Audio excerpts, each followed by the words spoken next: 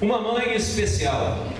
Você sabe muito bem que a sabedoria popular diz que as mães devem criar seus filhos para o mundo, não é isso que fala? Você tem que criar o filho para o mundo. Fala para os pais também. Mas eles não poderiam estar mais enganados, porque você não deve criar o seu filho para o mundo, você deve criar o seu filho para Deus. E se há uma mulher na Bíblia que entendeu isso, essa mulher foi Ana. E eu quero tratar com vocês rapidamente sobre 4 lições que nós podemos extrair para as nossas vidas através dessa mãe especial chamada Ana. E a primeira lição é: Deus age na vida de pessoas comuns. Vou repetir: Deus age na vida de pessoas comuns. Sabe por que isso é importante? Porque a gente tem a mania de achar que Deus só age na vida de alguém muito santo, de alguém que está muito acima de nós, muito acima das nossas qualidades. Ah, não, eu não me comparo a esse personagem bíblico, mas eu não me comparo àquele missionário, àquela missionária. Não, Deus age por meio do seu Espírito, da sua graça, da sua misericórdia na vida de pessoas comuns. Ana é uma pessoa comum. Ana era uma mulher como as mulheres da sua época, e fisicamente ela não era muito diferente das mulheres que nós temos hoje aqui na igreja. Sabe uma coisa, com exceção do Senhor e Salvador Jesus Cristo, que é o próprio Deus em corpo humano, os outros personagens bíblicos são iguais a mim e a você. Passam pelas mesmas lutas, têm as mesmas fraquezas. Ana também, ela tinha características próprias da sua vida, que eram positivas e que eram negativas, assim como eu e você. Um ponto positivo: Ana era amada por seu esposo.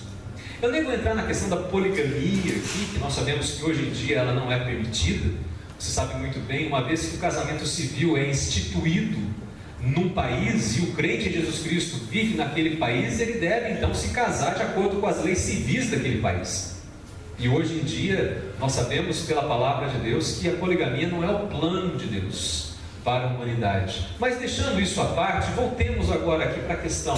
Ana, ela era amada pelo seu esposo, porém, um ponto negativo: Ana, ela era estéril. E naquela cultura, uma mulher não ter filhos é muito diferente de hoje em dia. E por isso ela era humilhada, digamos assim, por um outro membro da família, como nós acabamos de ler aqui no versículo 6. Acredite, o que realmente diferenciava a Ana das outras mulheres não era o fato dela ser estéril. Isso não, porque havia outras mulheres estéreis também na época dela. Não é o fato dela ser humilhada por ser estéril. O que diferenciava a Ana das outras mulheres, e aqui sim eu chamo a sua atenção, era a sua fé. Deus age sim na vida de pessoas comuns, mas desde que essas mulheres tenham fé, desde que estes homens tenham fé. Ana era uma pessoa comum como eu e você. Da mesma forma, nós, eu e você, somos pessoas iguais a todas que existem no planeta Terra, com exceção de altura, de cor da pele. Todos somos seres humanos. Isso quer dizer que o que nos diferencia não são as nossas lutas, querido, porque saiba que as lutas que nós temos hoje na nossa vida, pessoas ao redor do mundo também têm. O que nos diferencia das outras pessoas é a nossa fé no Deus único e verdadeiro, assim como Ana tinha fé no Deus único e verdadeiro. Amém. Sabe você que as doenças, que os casamentos falidos, que os filhos desobedientes ou a falta de filhos, que as derrotas profissionais, nada disso é exclusividade dos crentes. Existem pessoas que sofrem as mesmas coisas ao redor do mundo e que nem crentes são. No entanto, somente nós cristãos, assim como Ana, cremos no Deus único e verdadeiro e por isso temos certeza da vitória. Amém? Amém. Deus age na vida de pessoas comuns.